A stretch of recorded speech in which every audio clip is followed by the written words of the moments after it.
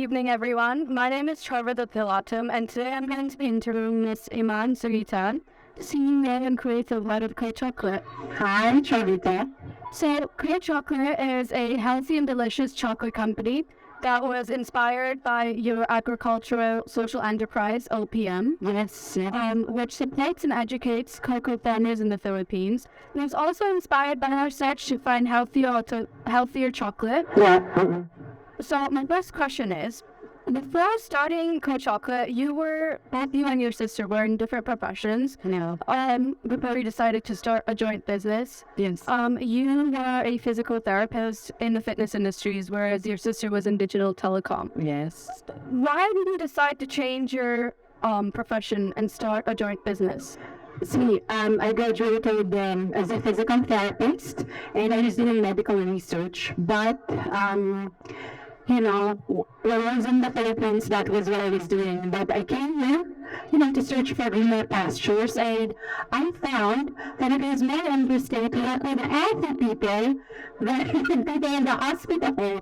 So that started my, the shift in the career. So instead of, pursuing physical therapy, I started to work for fitness first. And then I was the sales manager, and then I became the marketing manager, and I studied again from medical science to business. Yeah. And to your question, what made me change fields? You just gotta follow your passion, because even when I was young, like 8, 9 years old, my mother is a cook, and she used to make us sell cupcakes as early as 8 years old, 9 years old. So she always knew I had the inclination for business, but I chose a different path when I was in college. But as you can see later on, it still comes out that you like doing business, and you like I said, I like being with healthy, cheerful people. So I said, okay, fitness first, and that's how it started. And then we were quite lucky, so my sister and I, we got a scholarship from the University of Dubai at the same time. So it gave us more insight into how to start a business, and that started the journey. And even before Chocolat, so I already set up a hotel supplies business. It's weird, hotel supplies, yeah. So even now I still have it. It's a design and manufacture for hotels. So really the entrepreneur in me, it really was there, and I like design. I like design a lot, but maybe it just didn't have I didn't have avenue to express myself when I'm a physical therapist. But when you're in business, there's a lot of room for creativity. Yeah. Well, that's very interesting. It's definitely very important for you to follow your dreams and your passion. My next question is, as cocoa doctors, you started making healthy chocolates through Chocolat. Mm-hmm. How do you quantify the joy of bringing healthy chocolates to diabetics? Quantify the joy. When you are in the chocolate business, you really give joy to people. It's like it's a standard.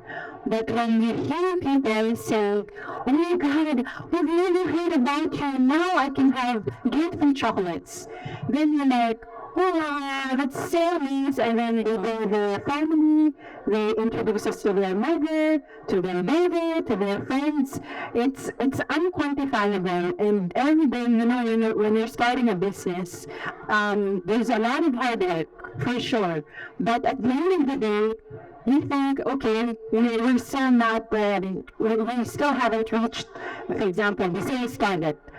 And when I think about, remember this lady who was so happy today, remember this guy who sent a gift to his, let's say to his wife, and we're so happy because they love our products, then it becomes worth it. It's unquantifiable.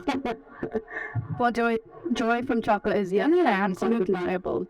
As a creative head of the brand, how do you decide on new chocolate flavors?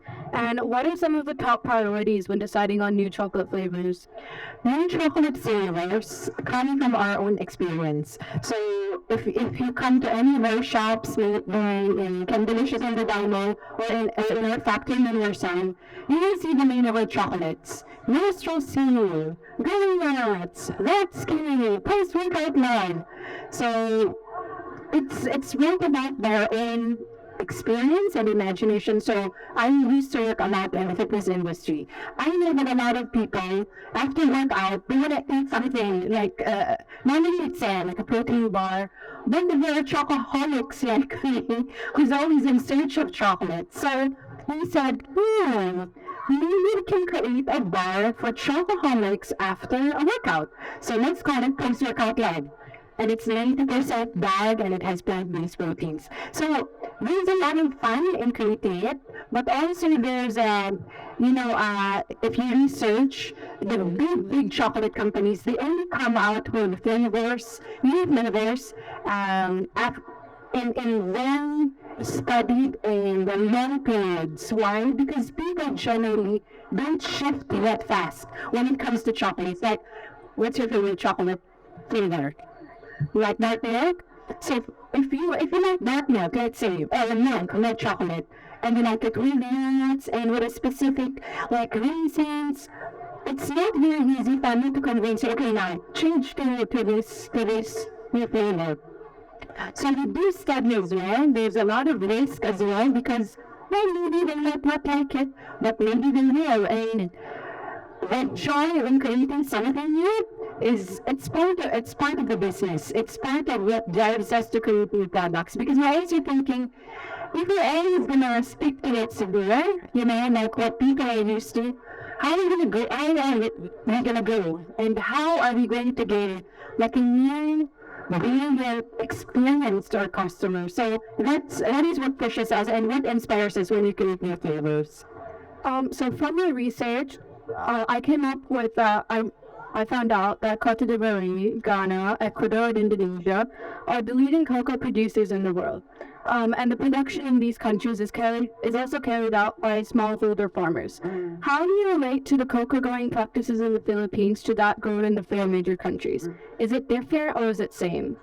See, 80% of the world's cocoa or cacao come from Indonesia, Cote d'Ivoire, and Ghana.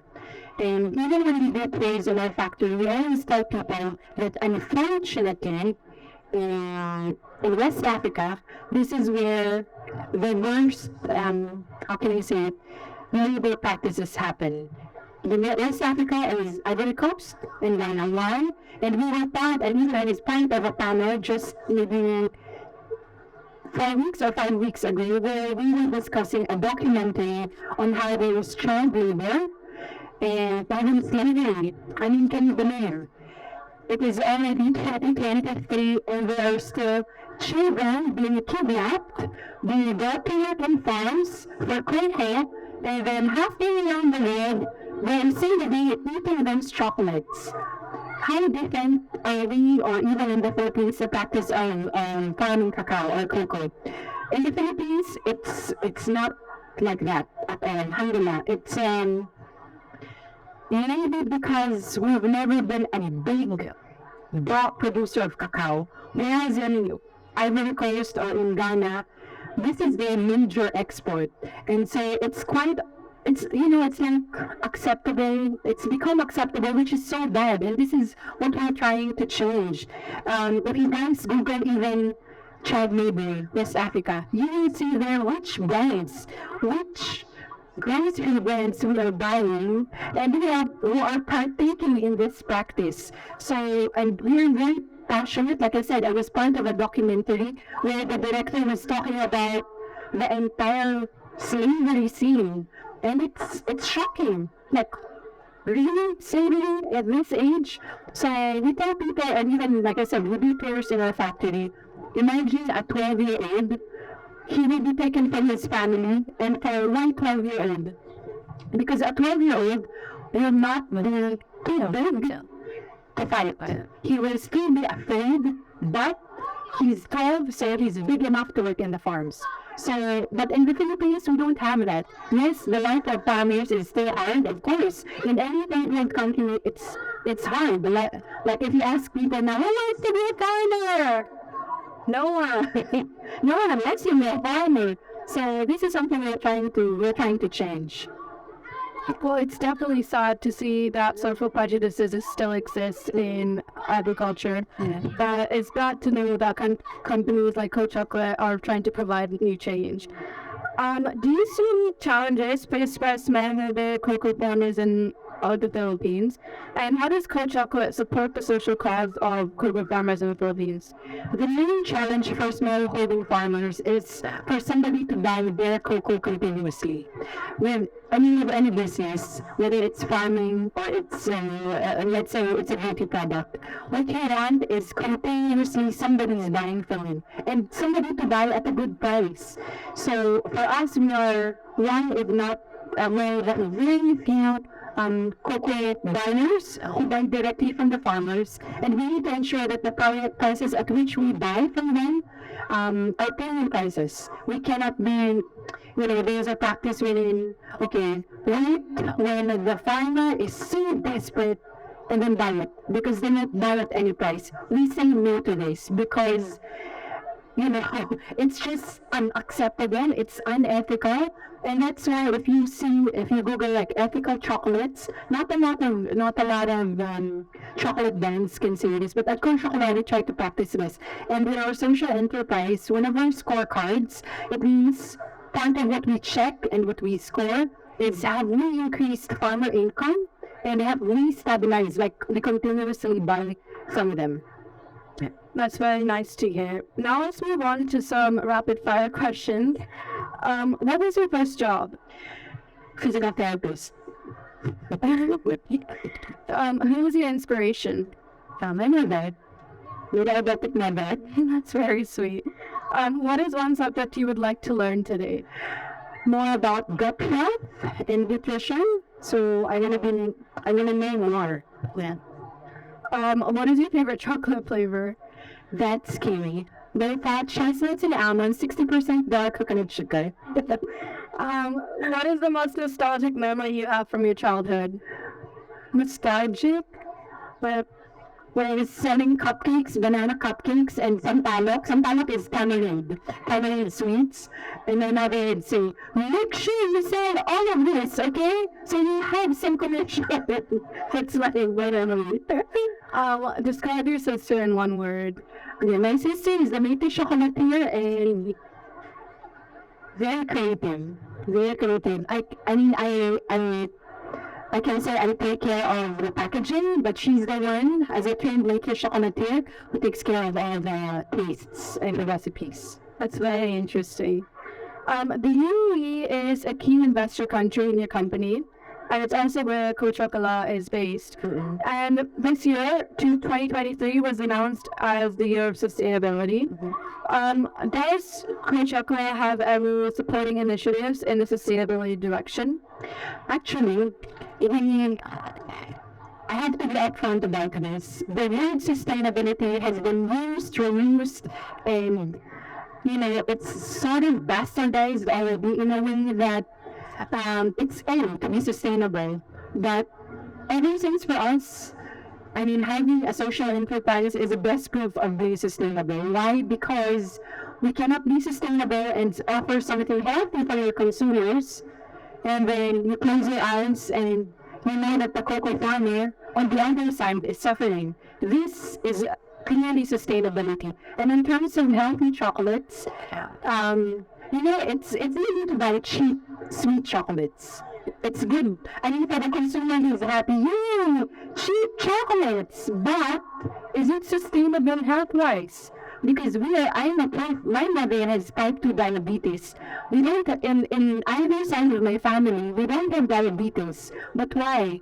The way she eats when she was younger, and then she consumes soft drinks, cold drinks, it's not sustainable. Yes, it's cheap. Yes, it's acceptable. But is it healthy for your health? Is it sustainable in the long run? No. So we don't have any specific, because our main existence is sustainability itself. Yeah. So the UAE is a hub of allied business players, agricultural experts, fertilizer suppliers, and fellow chocolatiers. Mm-hmm. How do you plan to integrate such local partners in your business model? And do you have a plan to supply raw cocoa from the Philippines to local businesses here?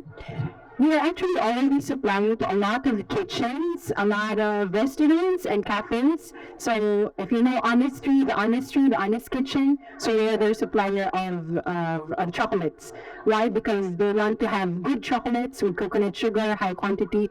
We also supply to other cafes. If you guys have Seva Table, it's a vegan restaurant. So for 2 years, we're supplying them.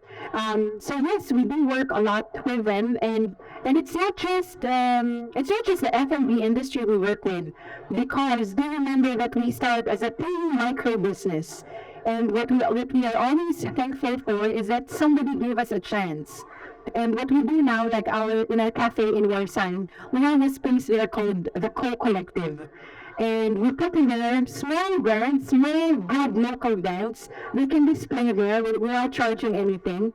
And if they say we have a small share in that, but at least it gives them a chance to have a space to expose their product. So that's how we see ourselves moving forward. We want to work with the community, not just the food and beverage, but everyone, who's involved in community, in health. Wellness, we're very open to it. What were some of the challenges you faced while trying to build and develop your company? Were there any times when you felt that nothing was going your way? And what was the one thing that kept you going during those times? Cash flow. That's always the challenge of any company in the beginning. It's cash flow. We're quite blessed that I could say we never had a time when nothing was going right. There was always something going right, and for the parents or even for kids, I don't know if they are listening, but you always have to have a positive mindset when you're doing business. You have to see the good, even if it's wrong. Otherwise, it becomes depressing, and what motivates us, we know we're on the right track. I did a lot of research before we set up the business, so we know who our competitors are. We researched about cacao. We know the base. My sister, she started in France. That's how passionate we are. If we're gonna start something, we started cacao production. She wanted to be a chocolatier. She went to the US. She took courses. Anytime she had a break in the telecoms industry, and then she studied in France in Verona. So, we're always motivated because we know we're starting something good. And like I said, when you see customers who are happy, and you know you're not feeding them bad food, like this is safe for them. This at the end of the day because like we can sleep at the end of the day quite nicely. I'm sure you did sleep quite peacefully. You're doing some great development for both providing healthy cacao as well, like healthy chocolate, while also supporting farmers. What are your expectations of Chocolat's growth in the next 4 to 5 years? Well, both you and your sister, how does your relationship as sisters complement each other in growing this business to the next level? To answer your first question, we have put down the vision of being the most well-loved chocolate brand by 2030, opening 5 physical shops in the region and or Central Europe. So that's the vision. And what was your question about me and my sister? How does your relationship as sisters and we work in the same place and we live in the same place. And the good thing is when you're sisters, you have to work together because you're sisters. And believe me, we always, in the beginning, we always fight, and we say fight because we always have differences, and sometimes, it becomes personal. But at the end of the day, we represent the brand more than ourselves. So we just have to remind ourselves, is it good for the brand? What is the best for the brand? Because also the brand represents staff, it represents employees, it represents our social enterprise. So if we're going to be petty and it's not going to make our company grow. So always the company first before whatever differences we have. I have a younger sister. I definitely know what you're talking about. So she's younger than me, so. Do you have any ideas for listing Chocolat on the UAE exchange? I think we're not big enough. Our focus right now is more on brand awareness because we know we are a great brand, but a lot of people out there still don't know us. And yeah, because we're a small company, we've been invested on by our Saudi partner, Mr. Fahad bin Juma. But we still have a lot more to do in terms of growing the brand. But inshallah, at some point we're gonna do that, and so yeah. Your company is quite young, but it's going quite fast. I'm sure we're going to get there. Finally, what advice would you give to the students and young entrepreneurs present here this evening? And do you think, what advice would you give to the students here? If you have a great idea, if you have a great idea, passion is good. Passion is very good. That's so is discipline.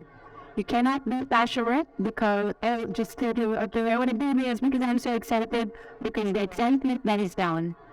The discipline then kicks in. At the end of the day, you're just so tired. And there are so many things to do, and when you have discipline, then you get to organize things. And it's because it's not enough to be emotional. Business owners, they're very stringent as well, and they're organized, and that they can, kick it in. And what kind of advice would you give to students who are trying to decide what kind of path to go in for their career? And do you think there's always like a chance for you to change your career in the future, or is it important to stick to them? I think in a minute I would advise people there and from university because you can see I'm a physical therapist, I did medical research, and then I studied again, and then my mother has always said, you should do business, but I didn't listen to her.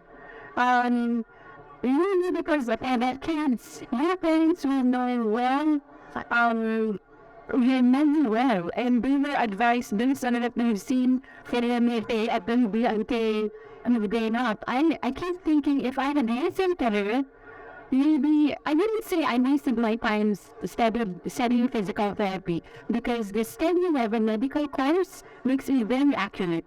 Sometimes some colleagues will wonder why I'm so pedantic about details. It's the medical training. But yes, you can change courses. If you know that they're still, if you know you're good enough, and that is being realistic as well. If you want to be this and your skills are there, either then to improve your skills, or you just think, okay, this is my skill, maybe some of them, this will match my capabilities there. Oh, thank you so much. We don't have any questions from the audience. Any questions? It's fine. Thank you so much for joining us this evening and talking about your business. We're also giving the students here advice. I'm sure all the young entrepreneurs here really appreciate all the advice you've given, and they've learned a lot about your journey. Thank you.